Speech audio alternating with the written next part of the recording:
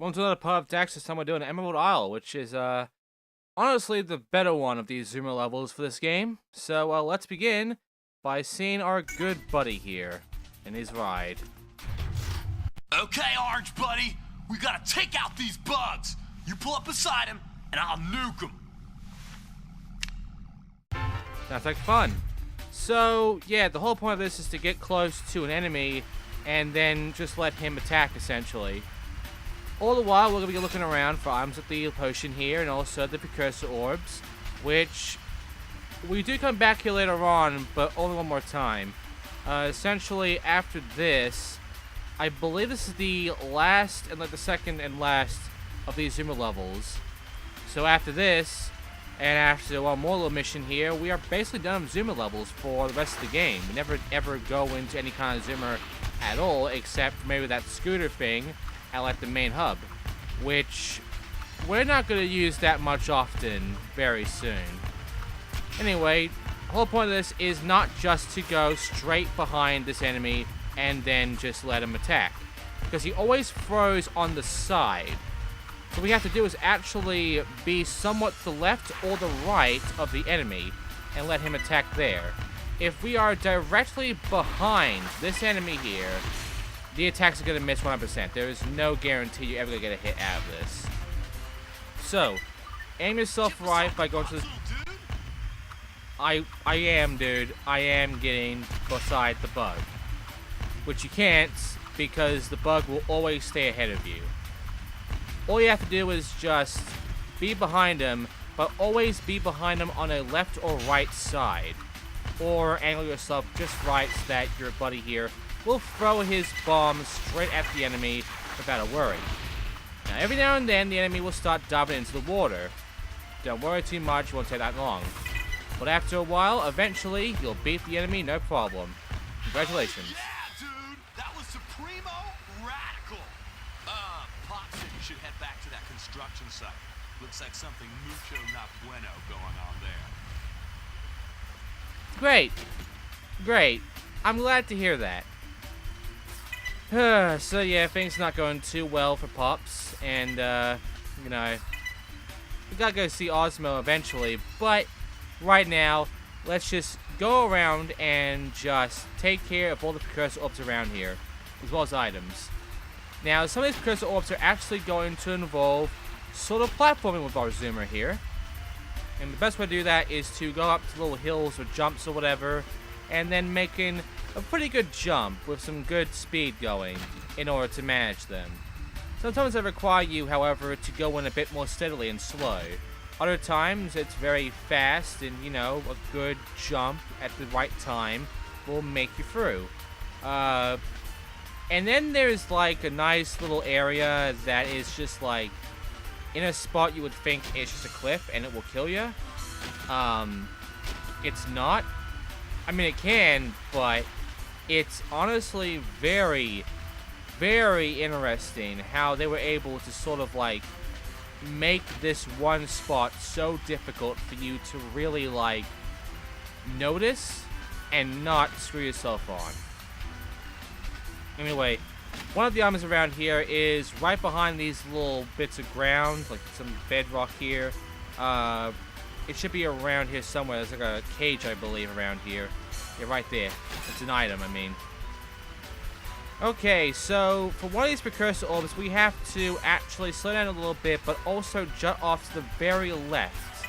By doing this, we can then get over to this water there for these orbs to the left. There's also an orb to my right, which we have to make a jump for, like so. Bit of a big jump, but you can manage it. And you can sort of manage to get over there after that, but if you couldn't, luckily you can just do this. Just be careful, it's very easy to fall off from here. And now we go around, you know, look about for any more precursor orbs, which, by the way, we're going to find one over here that I missed. And then we're going to essentially go to that secret area, which all we have to do is just fall off the cliff like so. That gives me a cage because it was right there. Now we have that, we can now get that orb over there, we can continue on through and get some more orbs. and we will actually go over to a geyser that's going to shoot us up into the air and automatically give us pretty much the rest of the orbs that we need, sans one. You see, the last orb is actually in a spot that is similar to the cage, but it's a different area. And that means you have to fall down the cliff twice in order to get everything. So here's the geyser. Automatically, we'll always get these. And now here is essentially the last precursor orb, which is right over next to where the cage would be. Right there. Make a good jump, and there you go. 50 out of 50. We are done here. Let's leave the Emerald Isle and basically just, go home. Which we can easily do by just falling off the cliff and dying. It will automatically bring us right out of this. Like so. Now we can leave. Which is cool. But that is going to do it for this part, essentially, when it comes to levels. So why is this part like 40 minutes long? You're gonna find out why. It's honestly quite interesting why. But the actual level part, we are done with. It's literally like 40 minutes, like 6 minutes long, and that's it. This is why we're going to be in here for 40 minutes, though. We have a new minigame, the final one.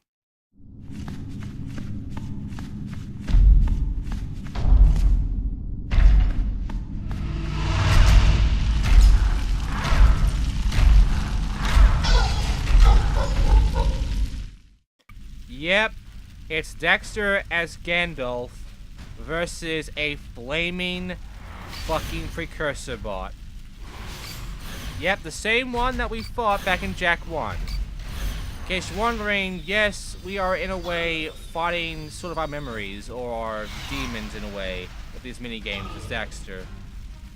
I don't get why the farmer was there, but we were fighting against the main villain of the first game with the first Matrix. We were fighting against a lot of the enemies and, a lot of the lurkers that we've been fighting against throughout the majority of this. We did fight the farmer, and now we're fighting literally our final boss of Jak 1, who is on fire. Much like, the demon from Lord of the Rings, which is the second Lord of the Rings level. And much like the second Matrix level, it's just press the buttons. That's it. Now the timing here is a bit less forgiving, I'll give you that. And there's a lot more buttons to press. But ultimately, I honestly think this is easier, but slower. You'll be at this a lot longer than you will the Matrix one. And they expect you to do a lot of these. Basically, this is where, in essence, your time with this game is going to be kind of frustrating. You see, after we beat this and win the minigame, we get this, our final upgrade. Man, was he pushy. And there you go. We now have the maximum health in the game. There you go. Pretty good stuff. We can now take a lot of damage. That's not the problem, though. The problem is having to go through both of these minigames, the second Matrix and the second Lord of the Rings level, because guess what? We're getting them out of the way right now. We're getting all the minigames out of the way right now. No point even delaying this stuff anymore. Because, honestly, I'd rather just get them out of the way now and never have to play this again. Because these are just for fun, in a way. But in order to complete the game, you kind of have to get their golds. And, yeah, it's annoying. But the thing is, you don't actually need their golds, except for the one instance with the precursor orb in the Indiana Jones one. You can just get a silver and you'll still get the secret for these. The gold, except for Indiana Jones, is just for completion bragging's sake. Oh, by the way, if you fail some of these, like that one right there, you don't lose health. you don't take any damage. You just have to redo the entire thing again. It's only in certain instances will you actually, like, take damage. So there are points where you can actually screw up a little combination, but you can still survive it and not take any damage whatsoever. But yeah, the whole point of this is to essentially do this and do all the button presses correctly about 20 times, I believe. And we have to defeat the Mecha Precursor about 10 times. Yeah, this is gonna be the longest of all of these. No joke. This will go on for a while. At best, doing all the minigames and getting the gold in all of them will take you a good 30 to 40 minutes to actually pull off. Mainly because of these last two minigames. They really pad you out on these. Also, these minigames can actually start to glitch. I'd be careful.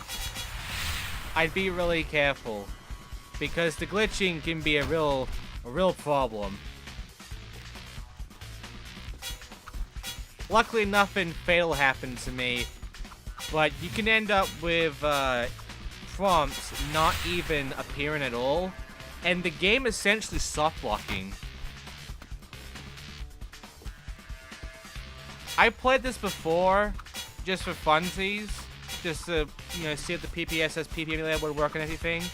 And here's the thing. I went to get the gold for this minigame. I got about close to 15 of these, you know, these little things. I believe I got about 13, 14 attempts correctly done. But then after the animation, like, the guy never appeared. Not only did he never appear, but the prompts never appeared. I ended up stuck here. And the thing is, I can't really pause and quit. There's no way to do that.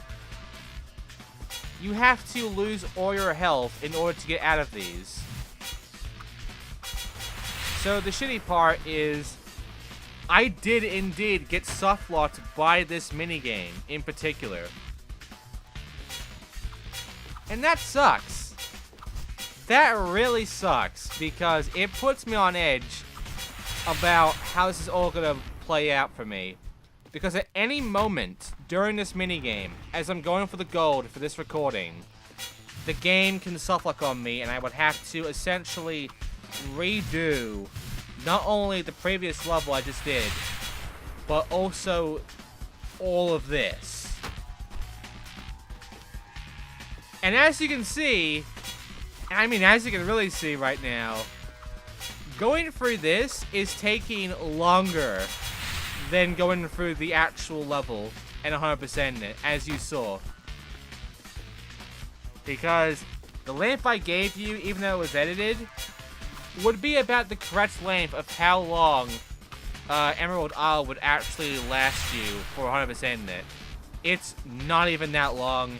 It's pretty short. It's longer than the previous, the first Zoomer level. But it's still very short compared to another level.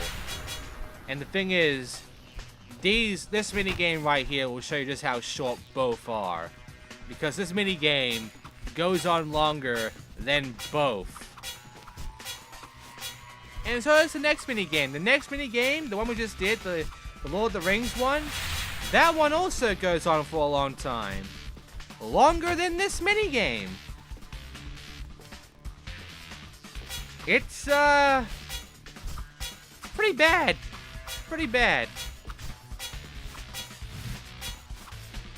The only good news is that, luckily, once you get the gold tier, you never have to play them ever again. And the thing is, we never have to even come back to this bed ever again. Because after this, all precursor orbs give us is whatever extra little secrets we have in the pause menu for 600 to 1,000. So the first half of the precursor orbs are done. All that's left now is just getting all the unlockables, getting all the secrets. Basically, I'm saying the game at this point, because once the minigames are done, essentially the most challenging parts of the game are done. The rest of the game is actually easier than the minigames here. I'm not kidding. Going through the game normally is not even that risky. It gives you a lot of checkpoints. Compared to Jak 2, that's a goddamn godsend. They give you quite a lot of leeway on being able to fight and all. And in all honesty, they just make it much easier than the previous game. And there you go, I just lost. So yeah, that was about 10 minutes. That was about close to 10 minutes. Yeesh. And our reward is a website clue D. Nice. Only one left to go. And also, you know, there's one more reward we can get. But right now, let's go back and do the final minigame, the Gandalf one. In which all we have to do is beat this mech 10 times. Which goes on for a while. Because this guy can take some time. It's honestly kind of disheartening.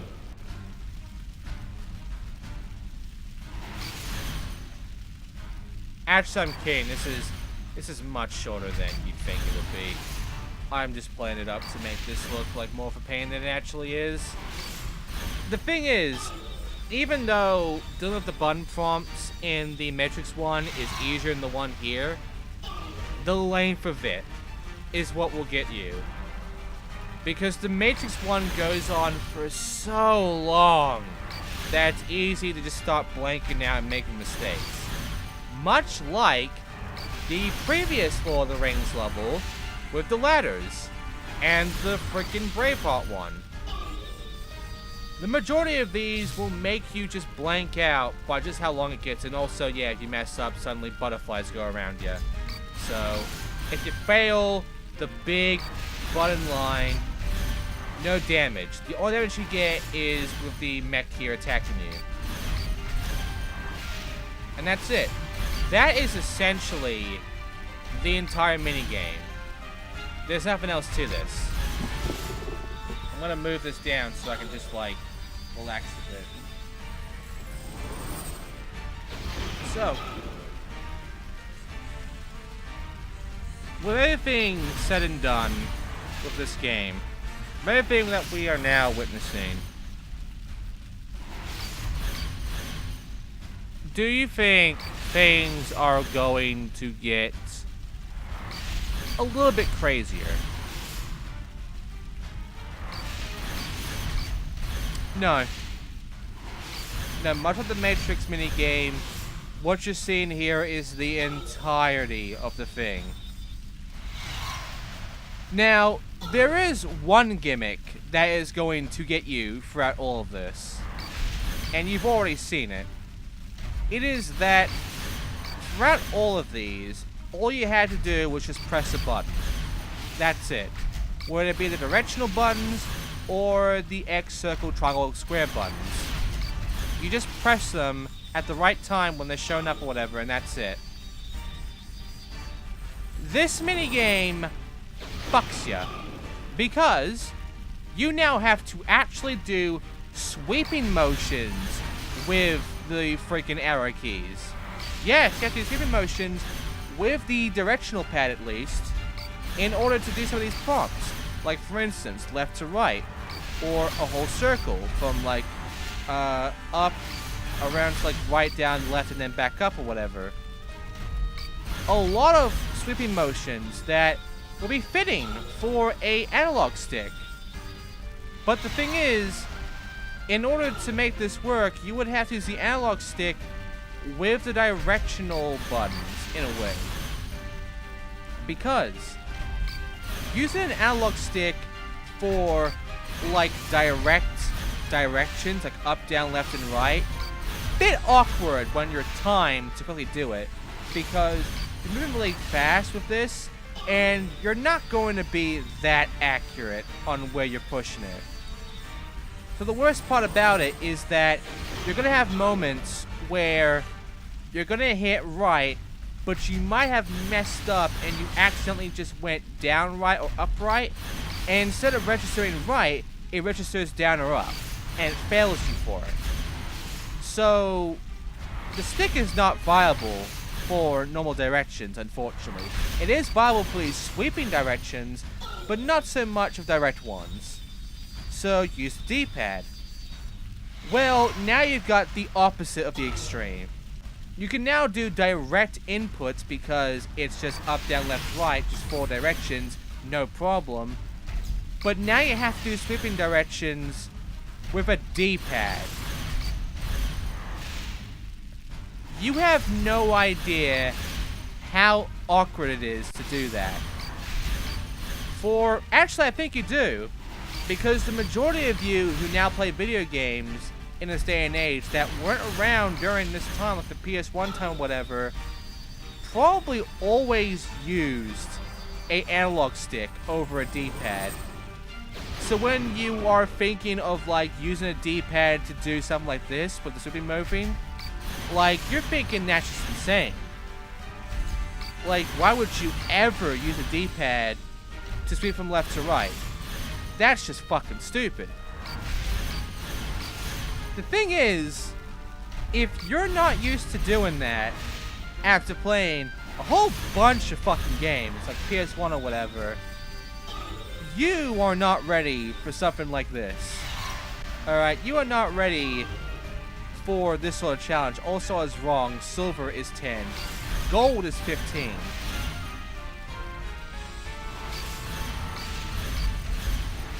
But yeah, you're kind of in a bit of a shit spot, really, when it comes to this, if you can't do this sort of sweeping motion with a D-pad. Because this is something you would kind of do in some games back before analog stick even existed. And it sucked then, but it was something you had to get used to. Alright? It was a trick that you would have to get used to in order to really be efficient at playing games.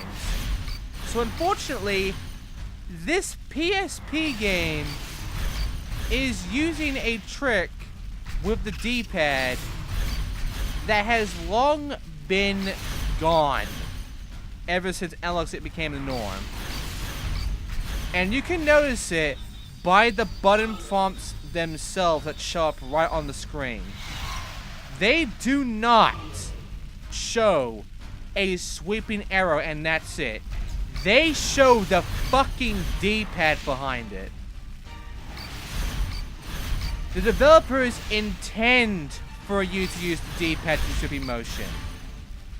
They intend for you to do every single directional button press and sweep motion with the D-pad. They do not want you to use the stick. See? Look at that. It's using like left, down, and up. Not left, down, up. Left, down, and right, I mean. But yeah, as you can see, they are using the D-pad as a base for what you have to do. That's kind of annoying, isn't it? That is until you remember that PSP analog sticks are god-awful. Like, when they add analog sticks, they were these very, like, thin, flimsy, like, extremely bad analog sticks to really control on with a PSP controller, like with a PSP handheld, compared to everything else on the handheld. you would rather just use the D-pad than the stick on a PSP. So even though you find using a D-pad over a stick to be fucking weird, the thing is, if you're using PSP, you would automatically choose the D-pad over the stick because the stick sucks and you don't want to even touch it. You don't want to know it even exists. And a lot of developers for PSP games ultimately make their control scheme be more fitting for D-pad over the stick. So yeah, it's very interesting in that regard.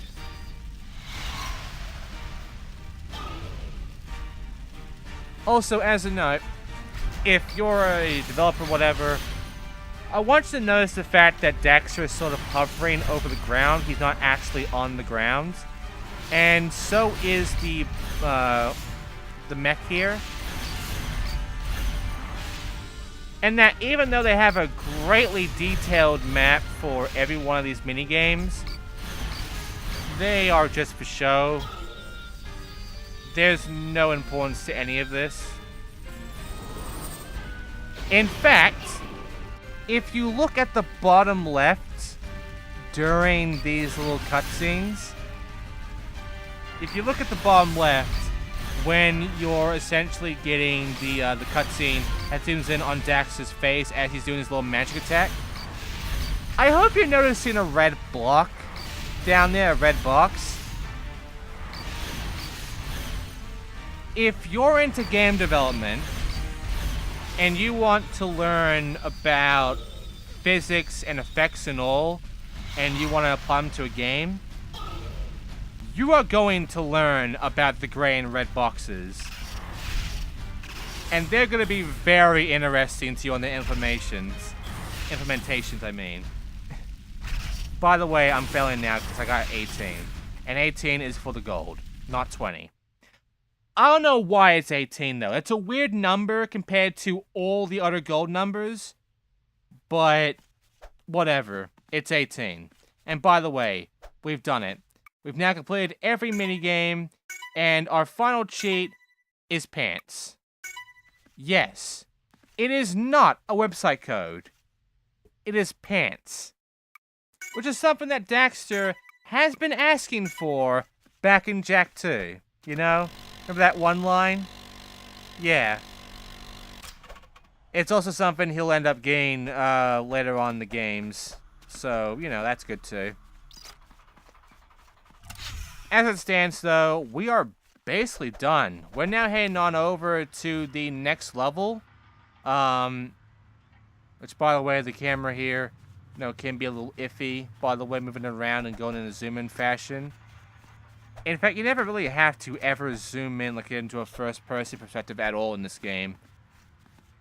By the way, it does not end here. It could, if I got the stats. But it doesn't. For you see, we are still in Haven City streets until we go through this little obstacle course sort of bit of platforming. Yes, they don't let you be at the actual start of the level until you get through all this platforming first. We're gonna be here for another 10 minutes. So, a bit confusing on why they do this here with this level, but it is construction site number 2, and it's gonna be an interesting construction site, but it's just weird how this one starts like this. And the thing is, there's nothing here. I mean, yeah, there's gas, but that's a given, because they want you to use the gas around here. But there's a lot of areas to go for, like you can go this way and use the gas around, which I'm about to, you know, fail and get screwed over by. You can go that way and, you know, go across to another trampoline, which will make you fall down, then you have to use the trampoline to get onto another platform. You can use all of this to go around all sorts of areas, you know? Let's go back all the way. You can loop around if you want. Okay, well now we're over here. There's nothing here. There's no point to coming here. This area is a dead end with no purpose. This area is just weird. This should be the beginning of the level, but it's not. It's a fucking side area to the main actual entrance of the level. And I don't get it. But whatever, we made it now. Okay, Osmo, tell us something. Daxter, did Simon give you my message? We need to clean up that construction site. And yeah, I think that's the short time at my hands, which we'll do next time. And Daxter, thanks for watching. I'll see you then.